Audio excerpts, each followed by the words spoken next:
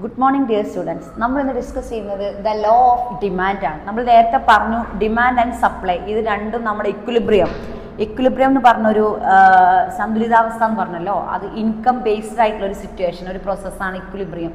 അതായത് നമ്മുടെ കൺസ്യൂമർ അല്ലെങ്കിൽ അതിൻ്റെ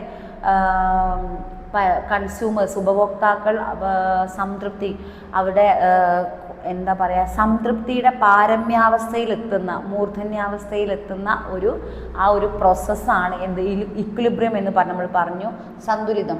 അത് ഡിമാൻഡ് ആൻഡ് സപ്ലൈ ഒരുമിച്ച് വരുന്ന സമയമാണ് എന്ത് ഇക്വിലിബ്രിയം എന്ന് പറയുന്നത്. അതേപോലെ ദ ലോ ഓഫ് ഡിമാൻഡ്, ഡിമാൻഡിനെ പറ്റിയ ദ ലോ ഓഫ് ഡിമാൻഡും ദ ലോ ഓഫ് സപ്ലൈ നമുക്ക് പഠിക്കാനുള്ളതാണ്. അത് ദ കൺസെപ്റ്റ് ഓഫ് സപ്ലൈയിൽ നമുക്ക് പഠിക്കാനുള്ള ഒരു ഭാഗമാണ് ഇലാസ്റ്റിസിറ്റി ഓഫ് സപ്ലൈ. സപ്ലൈയുടെ elasticity. A supply curve with zero elasticity is a vertical slight and just like perfectly inelastic demand of curve. Okay, അപ്പോൾ ഡിമാൻഡും സപ്ലൈ കർവുകൾ നമുക്ക് നോക്കാനുണ്ട്. Okay, then the idea of elasticity, എന്താണ് ഇലാസ്റ്റിസിറ്റി നോക്കാനുണ്ട്. Next നമുക്ക് why the supply curve shift, എന്തുകൊണ്ടാണ് supply curve shift ചെയ്തിട്ട് പോകുന്നത്. Change the prices of other commodities, ഓരോ കമ്മോഡിറ്റീസിൻ്റെ പ്രൈസസ് ചേഞ്ച് ചെയ്യുന്നത്. The decrease of supply and increase of supply, change in supply. Then supply curve and changes in supply versus quantity supply. Okay, changes in quantity supply, just we saw the demand, there can be changes in quantity offered. അതായത് goods and സർവീസസിൻ്റെ quantity അളവ് മാറുന്നതിനനുസരിച്ച് അത് എന്തും മാറുന്നു, ഡിമാൻഡും സപ്ലൈയും മാറുന്നു എന്ന് പറയുന്നു. നമ്മൾ നേരത്തെ ഡിസ്കസ് ചെയ്തു. നെക്സ്റ്റ് നമ്മളിതിൽ ഡിസ്കസ് ചെയ്യുന്ന ഭാഗം ഡിമാൻഡിൻ്റെ തന്നെ ദ സപ്ലൈ ഷെഡ്യൂളാണ്. സപ്ലൈ ഷെഡ്യൂൾ നേരത്തെ കഴിഞ്ഞ പാർട്ടിൽ കഴിഞ്ഞ ക്ലാസ് നിങ്ങൾ ശ്രദ്ധിക്കുക. സപ്ലൈ കേവിനെ പറ്റി നമ്മൾ പറഞ്ഞത്, supply curve, supply schedule. A supply schedule shows quantities of a commodity that is seller of willing to supply. ഒരു സെല്ലർ, അതായത് വാങ്ങുന്ന ആൾ എത്രത്തോളം അളവ് അല്ലേ. Supply schedule shows quantities of A commodity that is seller, അതായത് ഒരു സെല്ലർ എടുക്കുന്ന അളവ്, ക്വാണ്ടിറ്റി, എന്തിൻ്റെ അളവ്, പ്രൊഡക്റ്റിൻ്റെ അളവ് എത്രത്തോളം ഉണ്ടെന്നതിനെ ബേസിക് ചെയ്തിട്ടാണ് സപ്ലൈ നിലനിൽക്കുന്നത്. And per unit of time each of price and assume other factors remain constant. അതിന് കൂടെ അതിൻ്റെ പ്രൈസ്, അത് എത്രത്തോളം, അതിൻ്റെ സ്കേഴ്സിറ്റി എല്ലാം അതിന് ബാധകമാണെന്ന് പറയുന്നു. ഒരു സപ്ലൈ ഷെഡ്യൂൾ എന്താണ് നമ്മളോട് എന്താ സൂചിപ്പിക്കുന്നത്. A supply schedule of product based on imaginary data is given table illustrating the relationship between price and quantity supplied is given by law and supply. The law of supply. Okay, the concept of supply. ഒരു concept of supply ഉള്ള കാര്യങ്ങളാണ് നമ്മൾ supply schedule, elasticity of supply curve, decrease in supply, increase in supply, ഇതൊക്കെ വരുന്നതിൽ the concept of സപ്ലൈയിലാണ്. Okay, the law of supply, the law of demand. ഇവിടെ ഈ സപ്ലൈയിലാണ് മിസ് ഡിസ്കസ് ചെയ്ത്. ലോ ഓഫ് സപ്ലൈ എന്താണ്, നിങ്ങൾ എഴുതിയെടുക്കണം എന്താണ് the law of supply. A producer aim to maximum profit, the difference between total revenue and total cost. Total revenue and total കോസ്റ്റിനെ ബാധിക്കുന്ന a producer aim to maximum profit, a difference between total revenue and total cost. നമ്മളെ വരുമാനത്തിൻ്റെയും വിലയുടെയും മൊത്ത വരുമാനത്തിൻ്റെയും മൊത്തം വിലയുടെയും difference ആണ് എന്ത്, profit. A producer aim to maximum profit. ഒരു producer, അതായത് ഒരു ഉൽപ്പാദകൻ്റെ മാക്സിമം എയിം എന്താണ്, മാക്സിമം പ്രോഫിറ്റ് ഉണ്ടാക്കുക, അതായത് എന്തുണ്ടാക്കുക, ലാഭം ഉണ്ടാക്കുക എന്നതാണ് aim. The difference between total the revenue is price of product multiply the quantity of total cost and total production. Okay, profit T R and T C എന്ന total revenue ആണ് T R, T C എന്ന് കാണുമ്പോൾ total cost ആണ് T C. Okay, the determinants of supply ആണ് നമ്മൾ discuss ചെയ്തത്. എന്താണ് determinants of supply? എക്സാമിന് എന്തായാലും ക്വസ്റ്റ്യൻ ചോദിക്കും. എന്താണ് supply? The determinants of supply. The first is price of commodity supplied. Okay, second one is the price of factors of production.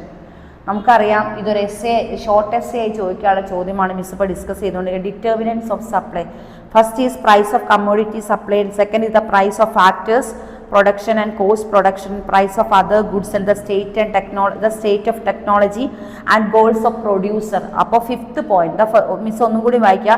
The first point is price of commodity, the second is the price of factor production, the third is price of other goods, and the state of technology, fourth, and the goals of producer, fifth point. Okay, ഇതാണ് ഇത്രയും കാര്യങ്ങളാണ് എന്തിൽ പറയുന്നത്, the determinants of supply.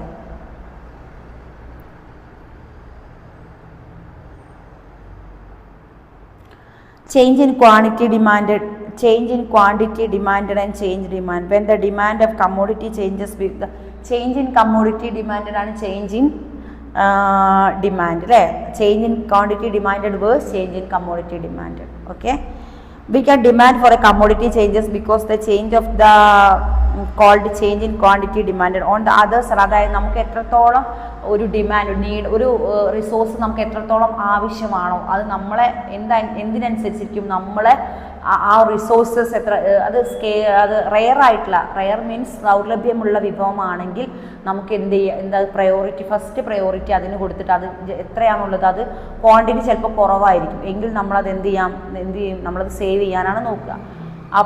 Then ഇതിൽ പറയുന്നത് income effect എന്ന് പറയുന്നൊരു സംഭവമുണ്ട്. എന്താണ് ഇൻകം ഇഫക്റ്റ്? അതായത് ഇൻകം, നമ്മുടെ വരുമാനത്തെ റിലേറ്റഡ് ചെയ്തിട്ടുള്ള ഒരു ചെറിയൊരു പ്രോസസ്സാണ് income effect. This is the effect to change the total purchasing power money to income and the consumer. Okay, this is the effect of the change of total purchasing power of the money income of the consumer.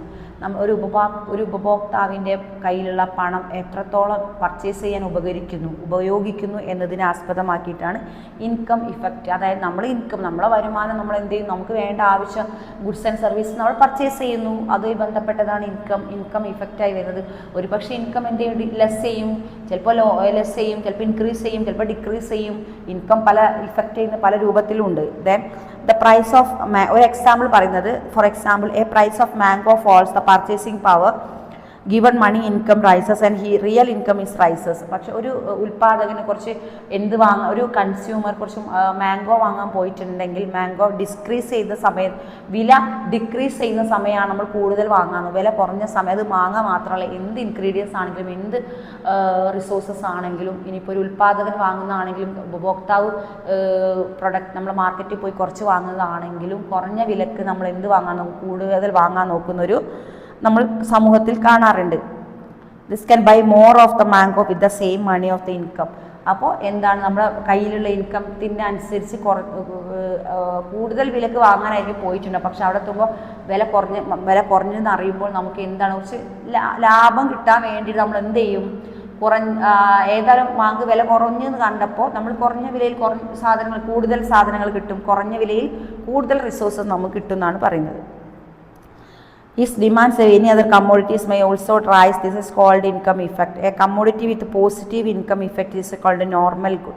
അതിന് normal good എന്ന് പറയുന്നത് A commodity with positive income effect, അല്ലേ? Positive income effect ആണെങ്കിൽ, അതായത് ഡിക്രീസോ നമുക്ക് നഷ്ടം വരുത്താത്ത രീതിയിലുള്ള ഒരു ഇൻകം ഇഫക്റ്റ് ആണെങ്കിൽ അതിനെ നോർമൽ ഗുഡ്സ് എന്നും പറയുന്നു. It shows the positive or direct relationship between income and the quantity demand. അത് നമുക്കറിയാം, ഒരു ഡയറക്റ്റ് ആയിട്ടുള്ള റിലേഷനാണ് income and direct relationship, income and quantity demand. എത്ര സാധനങ്ങൾ വാങ്ങിയതും നമ്മുടെ കയ്യിലുള്ള വരുമാനവും തമ്മിലുള്ളൊരു റിലേഷനാണത്. ഓക്കെ, അതിനാണ് ഇൻകം ഇഫക്റ്റ് എന്ന് പറയുന്നത്. ഓക്കെ, എന്താണ് substitution effect? Next substitution effect. Substitute എന്ന് പറയുമ്പോൾ ഒരു വിഭവത്തിന് പകരം ഇൻസ്റ്റെഡ് ഓഫ് ആയിട്ട് വേറെ വിഭവം ഉപയോഗിക്കുന്നതാണ് സബ്സ്റ്റിറ്റ്യൂട്ട് തിങ് എന്ന് പറയുന്നത്. Substitution effect result from the change in the relative price of commodity. Suppose a Pepsi can and the Coke can both periods of Rs 900 and അതായത് ഒരു പെപ്സിക്ക് വില കൂടുതലാണെങ്കിൽ അതിന് പകരം നമ്മൾ വില കുറഞ്ഞ എന്തെങ്കിലും പാനീയങ്ങൾ ഉപയോഗിക്കുന്നു. അപ്പോൾ സബ്സ്റ്റിറ്റ്യൂട്ട്, ഒന്നിന് പകരം ഒന്ന് വെക്കാനുണ്ടെങ്കിൽ ആ ഒരു പ്രോസസ്സാണ് സബ്സ്റ്റിറ്റ്യൂട്ട് ഇഫക്റ്റ് എന്ന് പറയുന്നത്. Okay, similarly in price of mango fall the rest of the fruits will appear consider in the combination of mango. So in the both case about the quantity demanded, why does the demand curve slope down? Then ഇത്രയും കാര്യങ്ങളാണ് നമുക്ക് പഠിക്കാനുള്ളത്, ഇതിൽ discuss ചെയ്യാനുള്ള ഭാഗം. Demand curve graphically shows the relationship between quantity of good and consumer are willing to buy. ഒരു consumer വാങ്ങാൻ ഉദ്ദേശിക്കുന്ന റിസോഴ്സസും ദെൻ ഇൻകവും ദ ഡിമാൻഡും അദ്ദേഹത്തിന് എത്രത്തോളം ആവശ്യമുണ്ട് എന്നുള്ള ഷോസ്, അതായത് കാണിക്കാനാണ് the relationship between the demand curve and quantity demanded resources. Okay, the law of demand. അപ്പം നമ്മളിതാ ഇതിനെത്തി the law of supply, demand and supply പറഞ്ഞു, എക്സ്റ്റേണൽ എക്കണോമിക്സ് പ്രോഫിറ്റ് പറഞ്ഞു. ദ ലോ ഓഫ് ഡിമാൻഡ് ആണ് നെക്സ്റ്റ് നമ്മൾ പറയാൻ പോകുന്നത്. എന്താണ് the law of demand? Okay, the inverse relation. ഇത് നിങ്ങൾ എഴുതിയെടുക്കുകയാണെങ്കിൽ എഴുതിയെടുക്കാൻ ശ്രദ്ധിക്കണം. അത് മിസ് പറഞ്ഞു, ഓരോ ലോസും നിങ്ങൾ ബോക്സിലാക്കാൻ ശ്രദ്ധിക്കുക. ഡെഫിനിഷൻ ആയിട്ട് എഴുതുമ്പോൾ ചെയ്യുന്നത് എങ്ങനെയാണ് അതേപോലെ തന്നെ ചെയ്യാൻ നോക്കുക. The law of demand. The inverse relationship between the quantity of commodity and the price is given in all other factors that influence of demand called law of demand. Okay, the inverse relation between quantity of demand, commodity and price. അതായത് ഡിമാൻഡും വിലയും തമ്മിൽ inverse relation നമ്മൾ നേരത്തെ പറഞ്ഞു. Inverse ആണ് വിപരീത അനുപാതത്തിലാണ്. വിലയും ചോദനവും തമ്മിൽ വിപരീത അനുപാതത്തിലാണ്. അത് ഇൻവേഴ്സ് റിലേഷൻ ആണ്. Okay, and given in other factor that influence demand in called law of demand. ഇതിനെ നമ്മൾ എന്ത് പറയുന്നു? ലോ ഓഫ് ഡിമാൻഡ് എന്ന് പറയുന്നു. In gives a demand curve that slope downward on the right. വലതുഭാഗത്തേക്ക്, റൈറ്റ് എന്ന് പറഞ്ഞാൽ വലതുഭാഗത്തേക്ക് ചരിഞ്ഞാണ് ഡിമാൻഡ് കർവിൻ്റെ ഒരു സ്ഥിതി. ഓക്കെ, അതിൻ്റെ ഒരു പ്രോസസ്സ് അങ്ങനെയാണ്. We can explain this with the help of demand schedule. The table is record quantities, demand, different price. The schedule, the being recorded to dimensional access system gives a demand curve. Demand curve നമുക്ക് next ക്ലാസ്സിൽ demand curve വരച്ച് നമുക്ക് എന്ത് ചെയ്യാം, മനസ്സിലാക്കാം എങ്ങനെയാണ് വലതുഭാഗത്തേക്ക് ചരിഞ്ഞിരിക്കുന്നത്, supply curve എന്താണ്, ഇങ്ങനെയെന്നുള്ളത് നമുക്ക് ഡിസ്കസ് ചെയ്യാം. Okay, determinants of market demand. എന്താ ഡിറ്റർമിനൻസ് ഓഫ് മാർക്കറ്റ് ഡിമാൻഡ് എന്താണ്? ഒന്നാമത്തെ point size of population. Market demand determination. The factors determine the determinant of commodities a market are the same of those which determine the demand of commodity on the part of consumer. എങ്ങനെയൊക്കെ ഒരു determination of commodity, ഒരു നമ്മൾ goods and services, commodity എന്ന വസ്തു വിൽക്കാൻ ഉദ്ദേശിക്കുന്ന quantity demanded goods and services എന്ന് പറഞ്ഞാൽ നമ്മൾ വിൽക്കാൻ ഉദ്ദേശിക്കുന്ന വസ്തുവിൻ്റെ to demand the formal committed part of country. We said the two additional factors also included. These two factors, അതായത് നമ്മൾ വിൽക്കാൻ ഉദ്ദേശിക്കുന്ന കമ്മോഡിറ്റിയുടെ വിലയെപ്പറ്റി നമുക്ക് വ്യക്തമായ ധാരണ വേണം. ഓക്കെ, ഇതിന് കൂടാതെ beside the two additional factors are also be included. These are two factor. അതുകൂടാതെ സൈസ് ഓഫ് പോപ്പുലേഷൻ, അത് നമ്മൾ ആ കമ്മോഡിറ്റി സൊസൈറ്റിയിലേക്കാണ് പോകുന്നത്, അപ്പോൾ അവിടുത്തെ സൈസ് ഓഫ് പോപ്പുലേഷൻ, നമ്മുടെ ജനത്തിൻ്റെ എത്രത്തോളം ഉണ്ട് നോക്കണം. Next income distribution. Income distribution, നമ്മുടെ ഇൻകം എങ്ങനെയൊക്കെ ഡിസ്ട്രിബ്യൂട്ട് ചെയ്യുന്നതെന്ന് അവിടെ നോക്കാം. People different income group show market difference of preference. നമുക്കറിയാം ഓരോരുത്തർക്ക് ഓരോ ഇൻകമാണ്, അത് ഓരോരുത്തരുടെ പേഴ്സണലി ഇഷ്ടത്തോടാണ് നമ്മളത് ഡിസ്ട്രിബ്യൂട്ട് ചെയ്യുന്നതും. Okay, the correct specification of demand and income distribution is size of population. നേരത്തെ നമ്മൾ പറഞ്ഞു the concept of the law of demand നമ്മളിപ്പോൾ ഡിസ്കസ് ചെയ്തുകൊണ്ടിരിക്കുന്നത്. ഓക്കെ, അതിലുള്ളതാണ് രണ്ട് പോയിന്റാണ് മിസ് ഇപ്പോൾ പറഞ്ഞത്, size of population, income distribution. Next the law of demand നമ്മൾ പറഞ്ഞു, അത് നിങ്ങൾ മിസ് പറഞ്ഞ പോലെ എഴുതിയെടുക്കുക. ലോ ഓഫ് ഡിമാൻഡ് ഒരു ബോക്സിലൊക്കെ ആക്കി നല്ല വൃത്തിയിൽ ചെയ്യാൻ നോക്കുക. ദ ഡിമാൻഡ് ഷെഡ്യൂൾ നമ്മൾ ഡിസ്കസ് ചെയ്തു. നെക്സ്റ്റ് ലാസ്റ്റ് നമ്മൾ എക്കണോമിക് പ്രോഫിറ്റ്, എക്സ്റ്റേണൽ എക്കണോമിക്സും എക്കണോമിക് പ്രോഫിറ്റ് ഡിസ്കസ് ചെയ്തു. ഓരോ ഷെഡ്യൂൾ, ഓരോ കേവും, ഡിമാൻഡ് കേവ് നമ്മൾ റൈറ്റ് ഷെഡ്യൂളിലേക്കാണ് അത് ഭാഗത്ത് നമുക്ക് റൈറ്റ് ഷെഡ്യൂളിലേക്കാണ് തിരിഞ്ഞു പോകും നമ്മൾ പറഞ്ഞു. അത് ഡിമാൻഡും സപ്ലൈയും ഒരേ ഭാഗത്ത് വരുമ്പോൾ ഇക്വിലിബ്രിയം എന്ന് പറഞ്ഞു. Concept of supply, determinants of supply, law of supply. സപ്ലൈയും ഡിമാൻഡും ഒരുമിച്ച് നമ്മൾ ഡിസ്കസ് ചെയ്ത demand of supplying in practice and external economics and economic profit. Okay, ഇത്രയും കാര്യങ്ങൾ നമ്മളിപ്പോൾ ഡിസ്കസ് ചെയ്തുകൊണ്ടിരിക്കുന്നത്.